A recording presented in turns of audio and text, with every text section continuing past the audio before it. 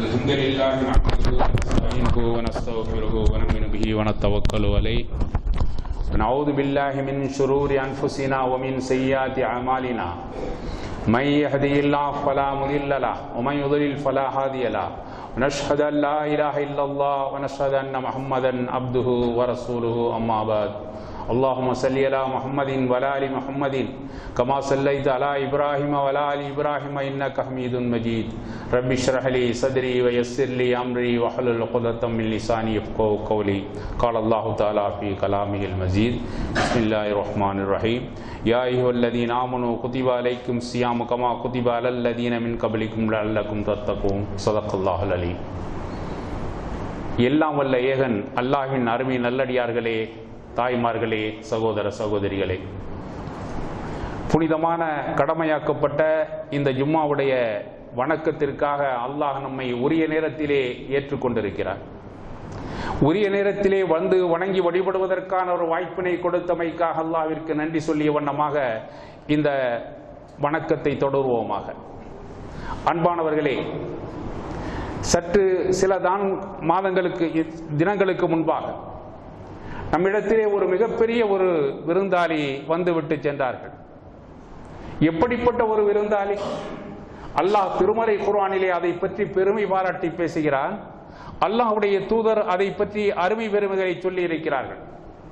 முந்தைய சமுதாய மக்களுக்கு இந்த நோன்பு கடமையாக்கப்பட்டதை போல உங்கள் மீதும் நோன்பு கடமையாக்கப்பட்டிருக்கிறது என்று திருமறை குர்ஆனில் சொல்லி, அதன் காரணமாக நீங்கள் முத்தகீன்களாக இறையச்சமுடையவர்களாக ஆகலாம் என்பதை அல்லாஹ் தெல்ல தெளிவாக சொல்லி வைத்திருக்கிறார். நம்மிடத்திலே அந்த விருந்தாளி வந்தது. உதாரணமாக நம்ம வீட்டுக்கு பக்கத்து வீட்டுக்காரர் விருந்தாளியாக வருகிறார். அதனுடைய கவனிப்பு எப்படி இருக்கும்? அதை போலவே நம்முடைய வார்டிலே தேர்ந்தெடுக்கப்பட்ட மாநகராட்சி உறுப்பினர் ஒருவர் விருந்தாளியாக வருகிறார். அவருடைய கவனிப்பு எப்படி இருக்கும்? நம்முடைய பகுதியினுடைய எம்எல்ஏ நம்முடைய வீட்டுக்கு விருந்தாளியாக வருகிறார். அதனுடைய கவனிப்பு எப்படி இருக்கும்? எம்பியே வருகிறார். எம்பிக்கு இவ்வளவு முக்கியத்துவம் கொடுத்திருப்போம். ஏன் நம்முடைய மாநிலத்துடைய அமைச்சர் வருகிறார், அவருக்கு எவ்வளவு முக்கியத்துவம்? அதைவிட முதலமைச்சர் வருகிறார், ஏன் நாட்டின் பிரதமரே வருகிறார், ஜனாதிபதியே வருகிறார் என்று சொன்னால் எந்த அளவுக்கு முக்கியத்துவம் கூடிக்கொண்டிருக்குமோ அவருடைய தகுதி, மரியாதை, உயர்வு, அந்தஸ்து அதற்கு தகுந்தபடி நடந்து கொண்டிருக்கும். இது உலக இயற்கை நியதி. அல்லாஹ் நம்மிடத்திலே ஒரு விருந்தாளி அனுப்பினான். கடந்த மாதம் அனுப்பினான், ரமதானுடைய மாதம். அது எப்போது வரும் ஏங்கி தவித்திருக்கக்கூடிய நல்லடியார்களுக்கு அன்றைய தினத்திலே தலை நோன்பு வந்தது. தலை பெருநாள் நோன்பாக வந்தது. அதை கண்ணியோடு வரவேற்றார்கள். அதை இறுதி வரையிலும் கண்ணியப்படுத்தினோமா? அதுதான் நம்முடைய கேள்வி. ஆண்டாண்டு தூரம் வந்து கொண்டிருக்கிறது நம்மிடத்திலே, மீண்டும் மீண்டும் வந்து கொண்டிருக்கிறது. ஆனால் இதை பற்றி நாம் இந்த சமுதாயம் என்ன நினைத்துக் கொண்டிருக்கிறது? நோன்பு வந்தது, சமுதாயம் என்ன கண்டது? இதை பற்றி ஆய்வு செய்ய வேண்டிய தருணத்திலே இருக்கிறோம். ஏனென்று சொன்னால் அளப்பரிய ஒரு மாதம். அல்லாஹ்வுடைய அருள் தூதர் அவர் துஆவை 2 மாதங்களுக்கு முன்னாலே முன்னெடுத்து விடுவார்கள். அல்லாஹும் பாரிக் லனா ஃபீ ரஜப வ ஷஅபான வ வல்லிகனா ரமலான். ரஜபிலும் ஷஅபானிலும் உன்னுடைய அருள் கொடைகளை எங்களுக்கு அள்ளி வழங்குவாயாக. ரமலானில் வாழுகின்ற பாக்கியத்தை தருவாயாக. அல்லாஹ்வுடைய அருள் தூதர் ஸல்லல்லாஹு அலைஹி வஸல்லம் அவர்கள் இந்த உலகத்திலே 63 ஆண்டு காலம் வாழ்ந்தார்கள். எந்த நிலையிலும் நான் உயிர் வாழ வேண்டும், மிகுந்த நாட்கள் உயிர் வாழ வேண்டும் என்று அல்லாஹ்விடத்திலே கேட்டதாக தெரியவில்லை. அல்லாஹ்வுடைய புறத்திலே அவர்கள் ஒப்படைத்து விட்டார்கள் தன்னுடைய உடல் உயிர் உடைமைகளை அத்தனையும். அல்லாஹ்வுடைய நாட்டத்தை ஏற்றுக்கொண்டார்கள். எனவே 63 ஆண்டுகள் இந்த உலகத்திலே வாழ்ந்தார்கள். வரலாறு தெல்ல தெளிவாக இருக்கிறது. ஆனால் ஒன்றை மட்டும் அவர்கள் கேட்டார்கள், ஃபீ ரஜப வ ஷஅபான வ வல்லிகனா ரமலான். ரமலானில் நான் உயிர் வாழ வேண்டும். ரமலானில் ஏன் உயிர் வாழ வேண்டும்? ரமலானுடைய நன்மைகளை அள்ளிக்கொள்ள வேண்டும். ரமலானில் கிடைக்கக்கூடிய அத்தனை அருள் கொடைகளையும் நானும் பெற்றாக வேண்டும் என்பதற்காக அல்லாஹ்வுடைய அருள் தூதர் அதை விரும்பினார்கள், பிரார்த்தனையாக செய்தார்கள். எனவேதான் அவ்வளவு அருள் கொடையான ஒரு மாதம். மிகப்பெரிய விருந்தாளி எம்எல்ஏ, எம்பி, பிரதமர், ஜனாதிபதி இவர்களுக்கு கொடுக்கின்ற விருந்து உபசாரத்தை விட இந்த நோன்புக்கு நாம் என்ன கொடுத்தோம்? அதை விட கண்ணியமாக நடக்க வேண்டுமா அல்லவா? இப்படி கிடைப்பதற்கு அரிதான ஒரு மாதம். கடந்த மாதத்திலே நம்மோடு வாழ்ந்தவர்கள் கடந்த ரமதானிலே நம்மோடு வீட்டிலே இருந்தவர்கள் எத்தனை பேர் விடைவிட்டு சென்று விட்டார்கள், மண்ணறைக்கு தஞ்சமடைந்து விட்டார்கள், அங்கே மறுமை எதிர்நோக்கி சென்று விட்டார்கள், விரும்பியோ விரும்பாமலோ சென்று விட்டார்கள். ஆனால் நம்மோடு ஒட்டு உறவாடி இருந்தவர்கள், மனைவியாகட்டும் கணவனாகட்டும் பெற்றோராகட்டும் பிள்ளைகளாகட்டும், விரும்பியவர்கள் பல பேர் சென்று விட்டார்கள். மறு ஆண்டு ரமதானுடைய மாதம் நமக்கு கிடைக்குமா கிடைக்காதா என்பது நம்முடைய கைகளில் இல்லை. எனவேதான் கிடைத்ததற்கு அருமையான அந்த அருள் பொக்கிஷமான அந்த ரமலானுடைய மாதம் நமக்கு வந்ததே, அந்த மாதத்தை எந்த அளவுக்கு நாம் கண்ணியப்படுத்தினோம். அந்த விருந்தாளியை எத்தனை பேர் அல்லாஹ்வுடைய அருளால் தொழுகை, வணக்கம், நோன்பு, திக்ரு, சதக்கா, ஜகாத், ஃபித்ராக்கள் இவைகளில் நிறைவாக சென்றவர்கள் உண்டு. ரமலானுடைய மாதத்தில் அல்லாஹ்வுடைய அருள் தூதர் சொன்னார்கள், எந்த மனிதன் நோன்பு வைத்துக் கொண்டு தன்னுடைய கரங்களால் செய்யக்கூடிய தீவினை விட்டுவிடவில்லையோ, எந்த மனிதன் நோன்பை வைத்துக் கொண்டு தன்னுடைய நாவால் பேசுகின்ற பொய் உரங்களை விட்டுவிடவில்லையோ, அதனால் அல்லாஹ்விற்கு எந்த தேவையும் இல்லை. அல்லாஹ்வுடைய அருள் தூதர் ஸல்லல்லாஹு அலைஹி வஸல்லம் சொன்னார்கள், அதனாலே நம்முடைய சமுதாயத்தில் இருக்கின்ற ஆண்கள், பெண்கள், சிறுவர்கள், சிறுமிகள் அத்தனை பேரும் நோன்பு நோற்ற நிலையிலே பொய் புறம் பேசுவதற்கு அஞ்சினார்கள். ஏன்? பொய் புறம் பேசிவிட்டால் நன்மைகள் அழிந்து போகின்றன, இல்லாமலாகி விடுகின்றன. அல்லாஹ்வுடைய அருள் தூதர் ஸல்லல்லாஹு அலைஹி வஸல்லம் சொன்னார்கள், உங்களுடைய பற்களை குத்தி சுத்திகரித்துக் கொள்ளுங்கள் என்றார். அல்லாஹ்வுடைய அருள் தூதர் அவர்களே, இன்றை நாங்கள் இறைச்சி சாப்பிடவில்லையே. அல்லாஹ்வுடைய அருள் தூதர் மீண்டும் சொன்னார்கள், இன்னாருடைய இறைச்சிகள் எல்லாம் உங்களுடைய பற்களிலே தொக்கி நிற்கின்றன. ஏனென்றால் இன்னாரை பற்றி எல்லாம் புறம்பை செய்து அல்லாஹ் அறிவித்துக் கொடுத்தான். அதனாலே புறம் பேசிவிட்டதன் காரணம் இறந்தவர்களுடைய மாமிசங்களை தின்பதற்கு சமமாக என்று அல்லாஹ்வுடைய அருள் தூதர் ஸல்லல்லாஹு அலைஹி வஸல்லம் சொன்னார். எனவேதான் நோன்பு நோற்ற நிலையில் நாம் புறம் பேசுவதற்கு அஞ்சுகிறோம், பொய் பேசுவதற்கு அஞ்சுகிறோம், இன்னும் தீமையான காரியங்களை செய்வதற்கு அஞ்சுகிறோம். பட்ட பகலில் உண்ணுவதற்கு அஞ்சுவது மட்டுமல்ல, கட்டிய மனைவியோடு உறவாடுவதற்கு அஞ்சுகிறோம். நமக்கு ஆகமாக்கி கொடுக்கப்பட்ட மனைவியோடு சேர்ந்து கொள்வதற்கு அஞ்சுகிறோம். காரணம், நோன்பு இருக்கிறோம். இது பெரியவர்கள் மட்டுமா? சின்ன சிறார்களும் கூட, நம் வீட்டிலே 10-12 வயதை அடைந்த சின்ன சிறார்கள், மாணவர்கள் கூட, அவர்கள் தாகித்த நிலையில் பகல் 1 மணிக்கு மேலாக அவர்கள் தாகம் வாட்டி எடுக்கும் நிலையில் அந்த கொடூரமான வெயில் நேரத்திலும் கூட ஃப்ரிட்ஜுக்கு அருகாமையிலே வருகின்ற பொழுது யாருமே இல்லை, அப்பா இல்லை, அம்மா இல்லை, சகோதரர்களை, அடுத்து வீட்டுக்காரன் யாருமே பார்க்கவில்லை. அழகிய பதார்த்தங்கள் உள்ளே இருக்கின்றன, அருமையான குளிர் பதார்த்தங்களும் இருக்கின்றன. எடுத்து குடிக்கலாம் என்று வருகிறதா? அந்த குழந்தைகள் கூட அஞ்சுகின்றன. காரணம் என்ன? நோன்பிருக்கிறோம். நாம் நோன்பிருக்கிற நிலையிலே குடிப்பது ஆகாது, தடுக்கப்பட்டிருக்கிறது. இதைத்தான் அல்லாஹ் சொன்னான், உங்களுக்கு நோன்பின் காரணமாக நீங்கள் முத்தக்கீன்களாகலாம், தக்வாதாரிகளாகலாம். ஏனென்று சொன்னால், பட்ட பகலையில் நாம் தவறு செய்வதற்கு அஞ்சக்கூடிய இதே போலவே நடுநிசி நேரம் பக்கத்து வீட்டுக்காரன் பல வகையான கோடீஸ்வரனாக இருக்கிறார், ஏனோ அன்றைய ஒரு இரவில் கதவுகள் தாண்டிடப்படாமல் படுத்து விட்டார். படுத்த அந்த கதவுகள் திறந்திருக்கிறது. பக்கத்து வீட்டுக்காரனோயோ அடுத்த தெருவுக்காரன் அந்த வழியை வந்தவன் பார்க்கிறான். நடுநிசி நேரம் உள்ளே புகுந்தால் பல லட்சக்கணக்கான சொத்துக்களை கவரையாடி செல்லலாம், களவாடி செல்லலாம். ஏனென்றால் அலமாரியில் திறந்து கிடைக்கிறது. ஆனால் உள்ளே சென்று விட்டான். உள்ளே சென்ற பிறகுதான் நினைவுக்கு வருகிறது, நம்முடைய இந்த நிலையில் வீட்டுக்காரர் நம்மை பார்க்கவில்லை, ஆனால் அல்லாஹ் பார்த்துக் கொண்டிருக்கிறார். அல்லாஹ் பார்ப்பதால் அல்லாஹ்விடத்திலே குற்றவாளியாக பதிவு செய்வதை விட, நரகத்துக்கு செல்வதை விட நாம் திரும்பி விடுவது வேலை என்று சொல்லி அவன் வெளியேறி விடுகிறான். இதுதான் தக்வா. இந்த தக்வாவைத்தான் உங்களுக்கு நோன்பு தருகிறது. இந்த நோன்பின் அடிப்படையில் நீங்கள் முத்தக்கீன்களாகலாம் என்று திருமறை குர்ஆனிலே அல்லாஹ் சொல்லி இருக்கிறானே, அந்த லட்சியம், அந்த நோன்பினுடைய லட்சியம் 1 மாதத்து காலத்திற்கு தானா? ரமதானுடைய மாதம் மட்டும் தானா? ஏனைய 11 மாதங்களுக்கு இல்லையா? இதைத்தான் நாம் புனருத்தாரணம் செய்து பார்க்க வேண்டும். நம்மை நாமே சுய பரிசோதனை செய்து கொள்ள வேண்டியது இருக்கிறது. வந்த ரமதானுடைய விருந்தாளியை எந்த அளவுக்கு நாம் கண்ணியப்படுத்தினோம்? ஏதோ இன்றைக்கு நம்முடைய பிற சமுதாய மக்களுக்கு மத்தியிலே என்ன பெருமை, அருமையான அருமை பெருமைகள். சின்ன சிறார்கள் நோன்பு இருக்கிறார்கள், பட்டினி கிடக்கிறார்கள், பாலகர்கள்லாம் பட்டினி கிடக்கிறார்கள் என்று மற்றவர்கள் பாராட்டுகிறார்கள். ஏனென்று சொன்னால் ஏனைய சமுதாய மக்களுக்கும் நோன்பு இருக்கிறது. அந்த நோன்பு என்ன? காலையில் 8 மணிக்கு நோன்பை ஆரம்பிப்பார்கள், 4 மணிக்கு முடித்து விடுவார்கள்.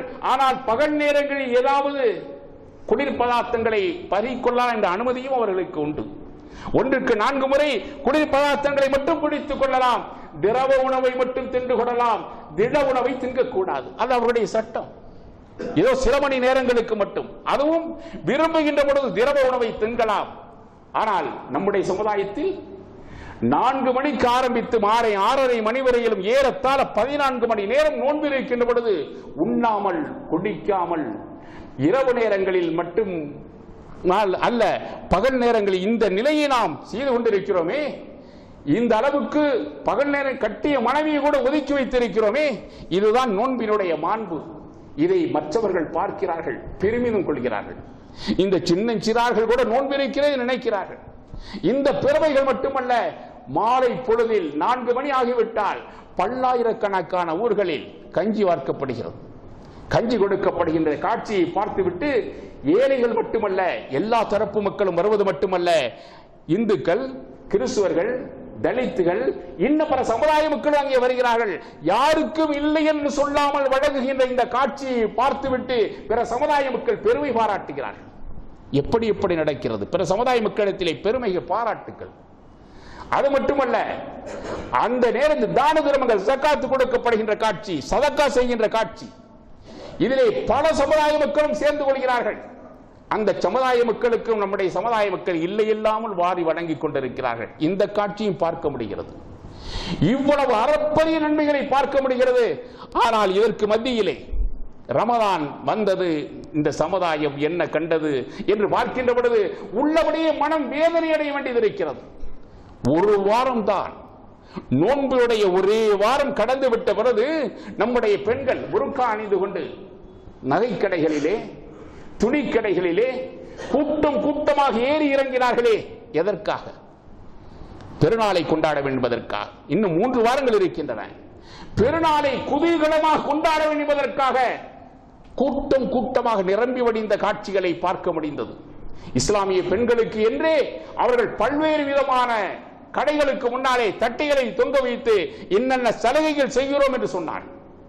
காரணம் என்ன? இவர்கள் வந்து குழுமிக் கொண்டிருக்கிறார்கள். இந்த காட்சிகளை பார்க்க முடிந்தது. நகைக்கடைகளிலும் பார்க்க முடிந்தது, துணிமணி கடைகளிலும் பார்க்க முடிந்தது, ஏனைய நிலைகளும் சுற்றுகின்ற காட்சியை பார்க்க முடிந்தது.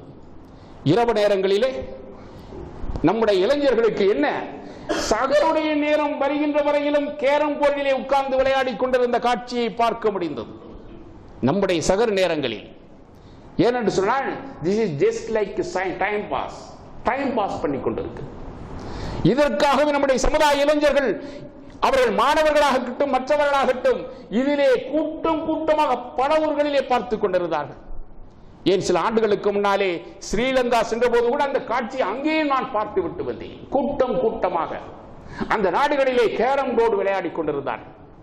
இன்னும் இதைவிட கொடுமை, பைக் ரேஸ் 150, 250, 200cc வண்டிகளை வாங்கிவிட்டவர்கள் இந்த சமுதாயத்துடைய இளைஞர்கள் அதை எடுத்துக்கொண்டு சுற்றி அடைந்து கொண்டிருந்தார்களே. எந்தெந்த ஊர்களில்? ஈசிஆர் சாலையில் இங்கிருந்து சென்னையிலிருந்து கன்னியாகுமரி வரையிலும் செல்கிறது. அந்த சாலை ஓரங்களில் இருந்த ஊர்களில் எல்லாம் நம்முடைய சமுதாயத்துடைய இளைஞர்கள், மாணவர்கள் அந்த வண்டிகளை எடுத்துக்கொண்டு சகர நேர வரை சுற்றி கொண்டிருந்தார்களே. எத்தனை ஊர்களில் ரேஸ் வைத்து நடத்தி கொண்டிருந்தார்கள். எத்தனை ஊர்களில் விபத்துக்கள். விபத்து பட்டியலை சொல்வது என்று சொன்னால் அம்மாபட்டினம், கோட்டப்பட்டினம், அதராம்பட்டினம், முத்துப்பேட்டை, நாகூர், திண்டிவனம், இப்படி எத்தனை ஊர்களை அடித்துக் கொண்டிருக்கலாம். ஏன் ரமதானுடைய மாதத்துடைய 27ஆம் நாள் வந்துவிட்டால் சென்னையிலே நடந்த பல்வேறு விதமான அலங்கோலங்கள், இந்த பைக் ரேஸ்கள் மூலமாக எத்தனை உயிர்கள் பலியிடப்பட்டன. எத்தனை உயிர்கள் பல ஊர்களிலே இந்த போன்ற கேவலமான நிகழ்ச்சிகள் ஏற்பட்டன.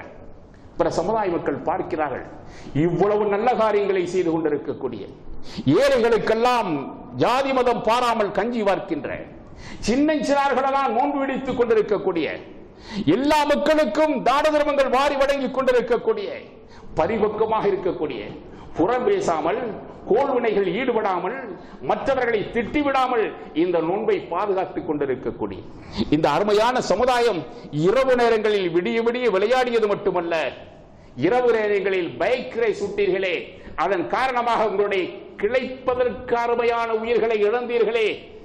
ரமலானுடைய மாதத்தினுடைய 27ஆம் கிழமை இறந்துவிட்டு எத்தனை ஊர்களில் இறந்திருக்கிறார்கள், பட்டியல் போட முடியாது.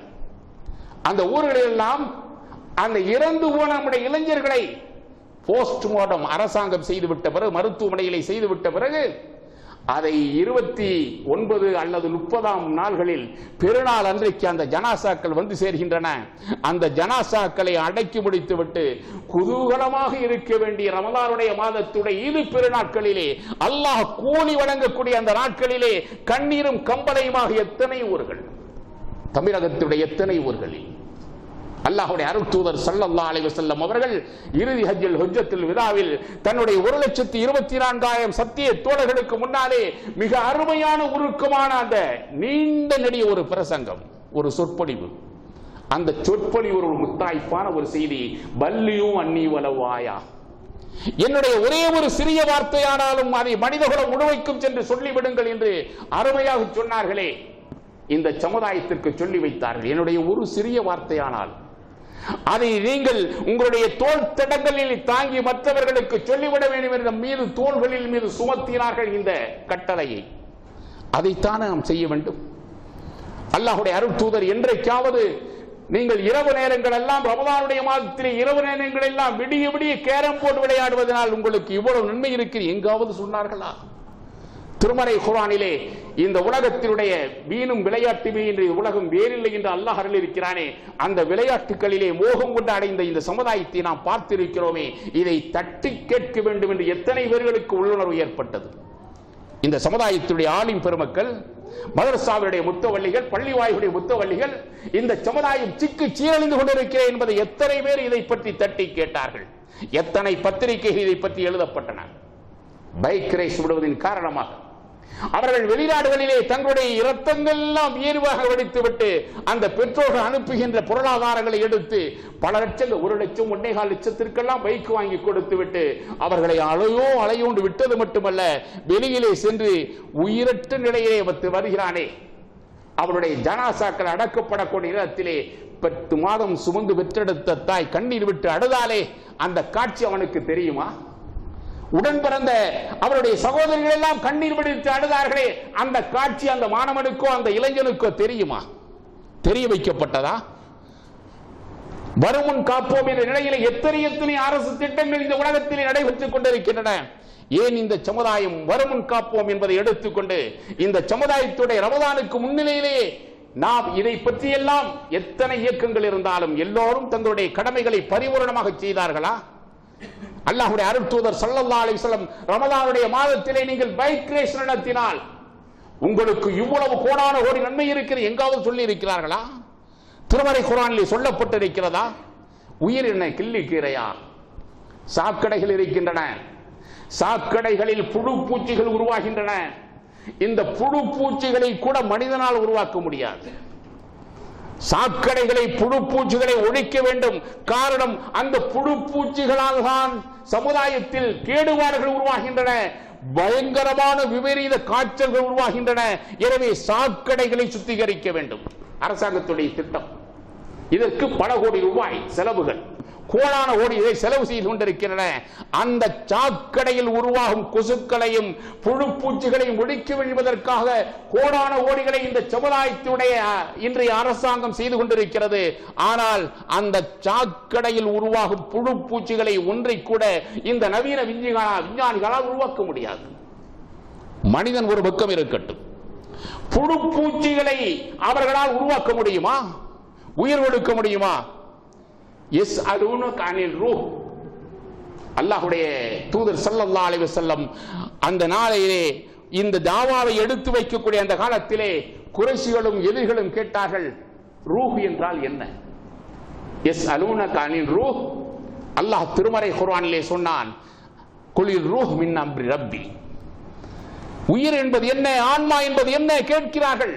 அது எங்கிருந்து வருகிறது, எப்படி வருகிறது? ஒரு மனிதனிடத்து உயிர்களிலே கால்களிலா, தலைகள் மூலமாக, கைகள் நகங்கள் மூலமாக, முடிகள் மூலமாக உள்ளே நுழைகிறதா? எப்படி உள்ளே நுழைகிறது?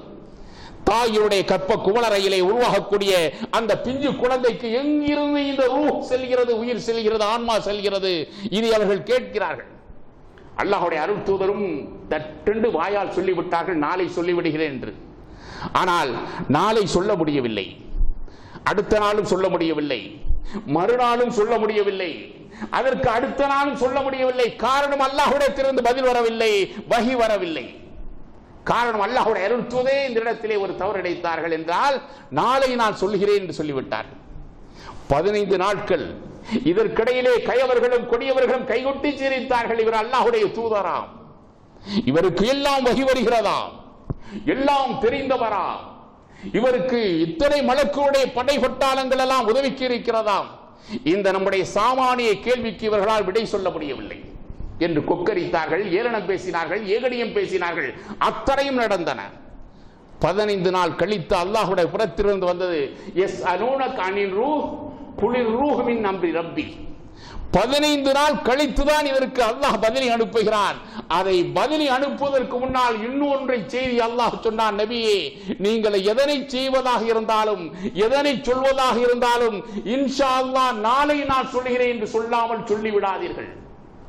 இன்றைக்கு எத்தனை பேர் இன்றைக்கு நம்முடைய செல்வாக்கை நினைத்து, நம்முடைய ஆணவத்தை நினைத்து, அகம்பாவத்தை நினைத்து எல்லாமே நான் செய்து விடுவேன் என்று உறக்க பேசிக் கொண்டிருக்கிறார்களே, அவர்களுக்கெல்லாம் சம்மட்டேடி கொடுப்பதாக அல்லாஹ்வுடைய தூதருக்கு இதை முத்தாய்ப்பாக சொல்கிறான்.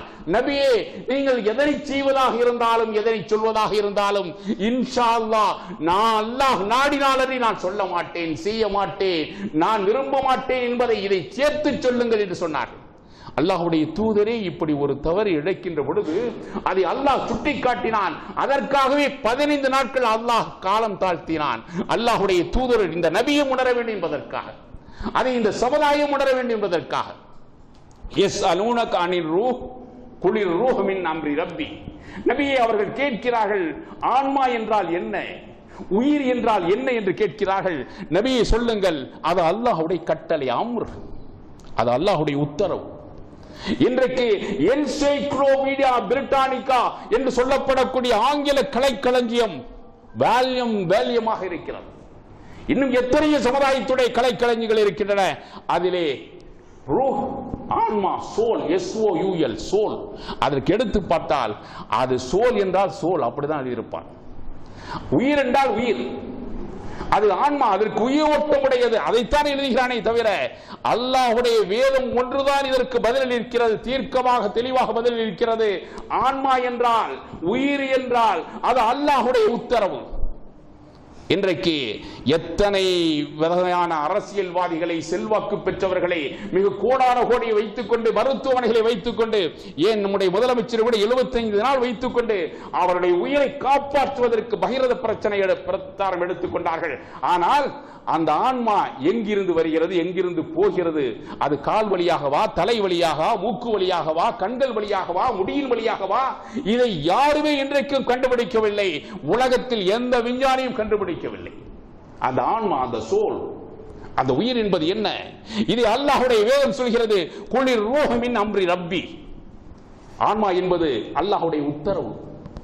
தாயினுடைய கற்ப குவளறையிலே இவன் மனிதன் இந்திரியத்தை செலுத்துகிறான். 40 நாட்களிலே ஒவ்வொரு விதமாக அணுவாக அவனுடைய வயிற்றுகளிலே அந்த கற்ப குவளறையிலே அந்த குழந்தை வளர்கிறது சொன்னால் 6 மாதங்களுக்கு பிறகு அந்த உயிரை அல்லாஹ் ஏற்றுகிறார். அல்லாஹ்வுடைய உத்தரவாக வருகிறது. இதைத்தான் இது அல்லாஹ்வுடைய உத்தரவு என்று சொல்கிறான். இதைத்தான் இந்த உலகம் இன்றைக்கும் கண்டுபிடிக்காத ஒரு உத்தரவை அருள்மறை குர்ஆன் சொல்கிறது, அல்லாஹ்வின் உத்தரவு. இன்றைக்கு இந்த இளைஞர்கள் பைக் ஓட்டுகிறார்கள், அவருடைய உடம்பிலே ஆடை இருக்கிறது, கைகளிலே வாட்சி இருக்கிறது, இன்னும் பாக்கெட்டிலே அருமையான நவீனமான செல்போன்கள் இருக்கின்றன, மாடர்ன் செல்போன், லேப்டாப் இருக்கின்றன.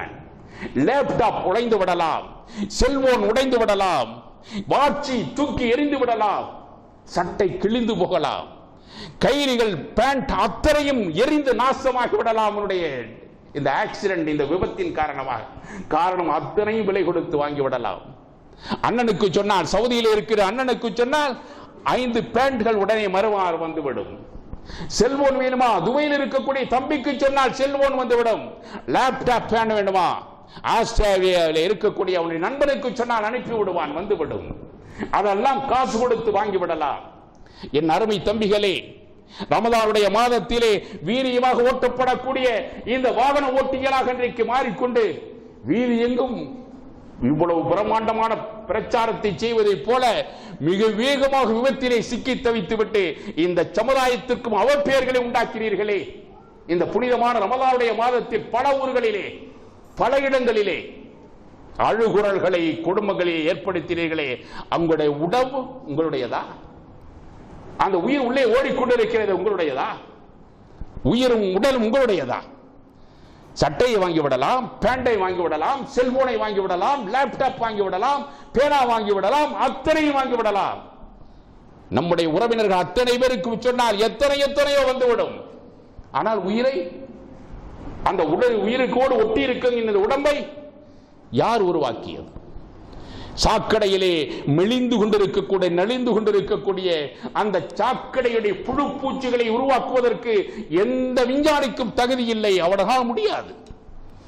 சாக்கடையிலே உருவாக்கக்கூடிய புழு பூச்சிகளை உருவாக்க முடியாது என்று சொன்னால் இந்த அருமையான உயிர் என்ன 10,000-ஆ, 1 லட்சமா, 10 லட்சமா, 10 கோடியா?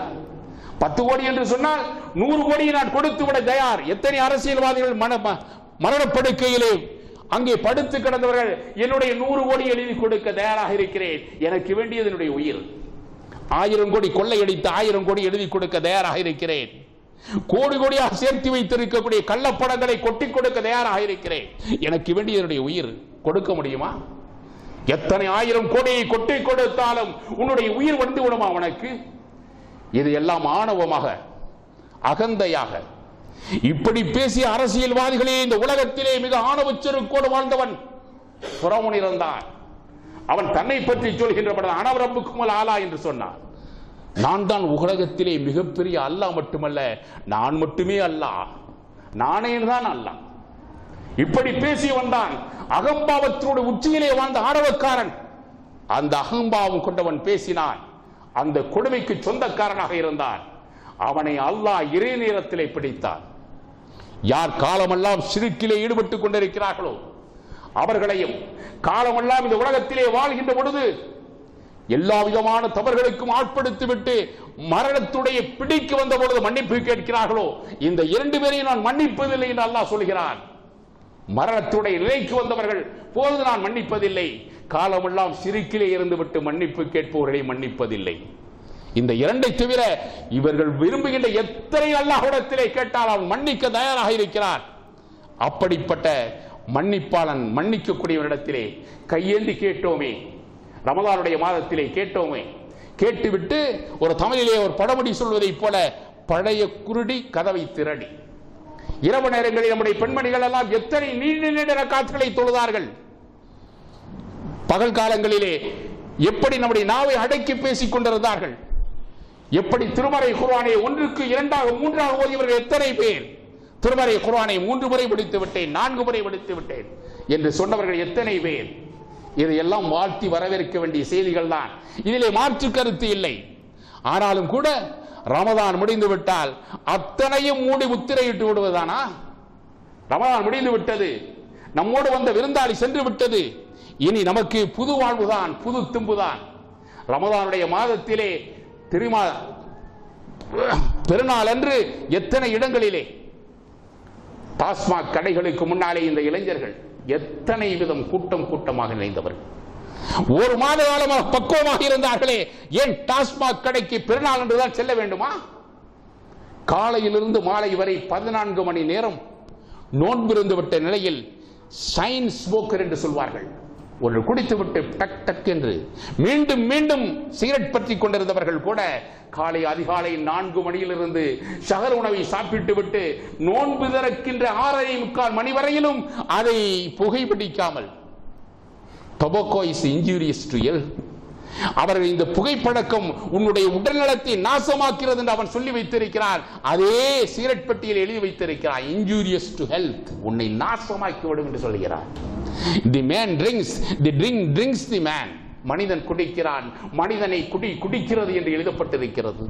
இவைகளெல்லாம் தெரிந்தும் கூட இந்த சமுதாய மக்கள் இவ்வளவு நேரம் இருந்துவிட்டு நோன்பு திறந்தவுடன் மகிழ்வி தொழுகையை தொழுதுவிட்டு பாத்ரூம் உள்ளே சென்று விட்டு அதை வீடியிலே சிகரெட்டுகளே முங்கி கிடக்கிறோமே, ஏன் மறுநாளும் அது நோன்பினுடைய அந்த சகவாசத்தை ஏற்றுக்கொண்டு நாம் மனப்பரிபக்குவத்தை நாம் எடுத்துக்கொள்ள முடியாதா? திருமறை குர்ஆனில் அல்லாஹ் சொல்கிறான், உங்களுடைய ஆன்மாக்களை நீங்கள் கொன்று விடாதீர்கள். ஆன்மாக்களை கொல்வது என்று சொன்னால் ஸ்லோ பாய்சன் கொடுத்து கொன்று விடாதீர்கள். அதுதானே சிகரெட், அதுதானே குடி லிக்கர், அதுதானே மருத்துவர்கள். இன்றைக்கு எத்தனை நவீன வகையான இந்த சோதனைக்கான சாதனங்கள் எல்லாம் வந்திருக்கின்றன. இவைகளெல்லாம் ஸ்லோ பாய்சன்ஸ். 60 வயதுடைய வாழக்கூடிய ஒருவர் ஸ்மோக்கராக இருந்தால் 50 ஆண்டுகளிலே சென்று விடியாக மருத்துவ உலகம் சொல்லிக் கொண்டிருக்கிறதே, 10 ஆண்டுகளுக்கு முன்னாக மன்னரைக்கு சென்று விடுகிறாயே, இதுதானே ஸ்லோ பாய்சன். நீங்கள் உங்களையே கொன்று விடாதீர்கள் அல்லாஹ் சொல்கிறானே. எனவே ஸ்மோக்கிங் ஹராம் என்பதை உலகத்தில் உள்ள எத்தனை உலமாக்களும் ஃபத்வா கொடுத்திருக்கிறார்கள். அல்லாஹ்வுடைய வேதனை வேதப்படி இவர்கள் தடுக்கப்பட்டிருக்கிறது, ஹராமாக்கப்பட்டிருக்கிறது. நோன்பில் மட்டும் 14 மணி நேரம் குடிக்காமல் இருந்தோமே, நோன்பு திறந்தவுடன் குடிக்க ஆரம்பித்தோமே, இது நமக்கு விழிப்புணர்ச்சியை தரவில்லையா? ரமதானில் மட்டும்தான் நமக்கு இது சொந்தமா? இப்படி நாம் பேசுகின்ற பேச்சுகள் எல்லாம் எத்தனையோ ஆலிம்கள், எத்தனையோ மக்கள் இதற்கு முன்னாலே பேசிவிட்டு சென்றிருக்கிறார்கள். ஆனாலும் மறு புனருத்தாரணம் செய்யவில்லை என்று சொன்னால், மீண்டும் நாம் சிந்திக்கவில்லை என்று சொன்னால், நாம் இதை பற்றி மறு ஆய்வு செய்யவில்லை என்று சொன்னால், எத்தனை ரமதான்கள் வந்தால் நமக்கு அதனால் என்ன படிப்பினை வரப்போகிறது? ரமதானில் வந்தது இந்த சமுதாயம் என்ன கண்டது என்ற அடிப்படையில் சிந்தனைகளை செலுத்தி இனி வருகின்ற இந்த 11 மாதத்திற்கு பின்னால் வருகின்ற ரமதானை மீண்டும் மீண்டும் வா ரமதானை என்று வரவேற்கதற்கான ஒரு பரிபக்குவமான முயற்சியோடு நள்ளிரவில் எழுந்து ரமதானுடைய மாதத்தில் மட்டுமல்ல, தஹஜ்ஜுடைய தொழுகை நமக்கெல்லாம் 5 காலம் தொழுகை கடமையாக்கப்பட்டிருக்கிறது. சுபு, ஃபஜ்ர், லுஹர், அஸ்ர், மக்ரிப் அல்லாஹ்வுடைய தூதருக்கு 6 வக்து கடமை. தஹஜ்ஜுடைய நேரை தனக்குத்தானே கடமையாக்கி கொண்டார்கள். 6 வக்துகள், 6 நேரங்கள் அல்லாஹ்வுடைய தூதருக்கு சொந்தமான நமக்கு சொந்தம் இல்லையா? நபிபடி நடப்போம், அந்த பாதையிலே உயிர் முய்ப்போம் என்று சொல்லிக் கொண்டிருக்கக்கூடிய நாம் அந்த வழியிலே நடைபோட வேண்டாமா? எனவே அன்பிற்குரியவர்களே, புனிதமிக்க ரமதான் நம்ம இடத்திலே வந்தது. அல்லாஹ்விடத்திலே கண்ணீர் வடித்து கேட்டோம். நம்முடைய அத்தனை குறைகளையும் அல்லாஹ் களைந்து விடு என்று கேட்டோம். பாவத்திற்காக, பாவ மன்னிப்புக்காக அழுதினோம். ஆனால் எல்லாமே ரமதான் முடிந்து விட்டபோது ஒதுக்கி ஓரம் கட்டி வைப்பதை விட மீண்டும் அதே சிந்தனையெல்லாம் செலுத்தி அல்லாஹ்வுடைய உதவியும் ஒத்துழைப்பும் வர வேண்டும் சொன்னான். நஸ்ரும் மினல்லாஹி வ ஃபத்ஹுன் கரீம். அல்லாஹ்வுடைய உதவியும் வெற்றியும் நமக்கு சமீபமாக இருக்கிறது. எப்படி சமீபமாக இருக்கிறது என்று சொன்னால், இத்தகுல்லாஹ், தக்வாவின் அடிப்படையில். எனவே தக்குவாயை பெற்றுக் கொள்ளக்கூடிய பெருமக்களாக ஆர்வதற்கு இனி வரக்கூடிய இந்த 11 மாதங்களிலும் இந்த பேணுதலை கடைபிடிக்கக்கூடிய பெருமக்களாக நம் அனைவரையும் வல்லவன் அல்லாஹ் ஆக்கி அருள்வானாகவும். வாஹிரு தவானா அல்ஹம்துலில்லாஹ்.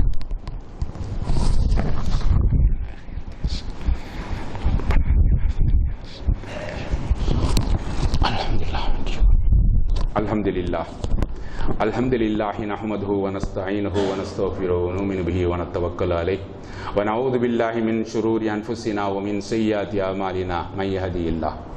அன்பானவர்களே, புனிதமிக்க இந்த ரமதானுடைய மாதத்தை அருள்கொடையாக நாம் பெற்றுக்கொண்டோம்.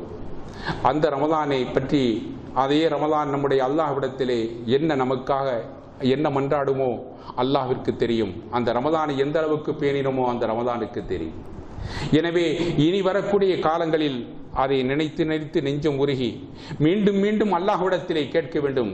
ரமதானில் இருந்து அல்லாஹ் தான் மீண்டும் இருக்கிறார். அவன் நித்திய ஜீவன அல்லாஹ் ஹய்யுல் கய்யூம், அவன் நித்திய ஜீவனாக இருக்கிறான். எனவே அவனிடத்திலே நிறைந்து கேட்க வேண்டும். ஏராளமான நலன்களுக்குரிய கூலிகளை அல்லாஹ் மலக்குகளை வைத்துக் கொடுக்கிறான். ஆனால் நோன்பிற்குரிய கூலியை மட்டும் அல்லாஹ் தானே நின்று கொடுப்பதாக சொல்கிறான். காரணம் என்ன? தொழுகுவதை அத்தனை பேருக்கும் தெரியும். மற்றவர்களை சதக்கா செய்தால் மற்றவர்களுக்கு தெரியும். ஹஜ்ஜுக்கு சென்றால் அத்தனை பேருக்கும் தெரியும். ஜக்காத்து கொடுத்தால் வாங்கக்கூடியவருக்கும் தெரியும். ஆனால் ஒருவர் நோன்பு இருக்கிறார் என்று சொன்னால் அல்லாஹ்விற்கும் அந்த நோன்பாளிக்கும் தான் தெரியும்.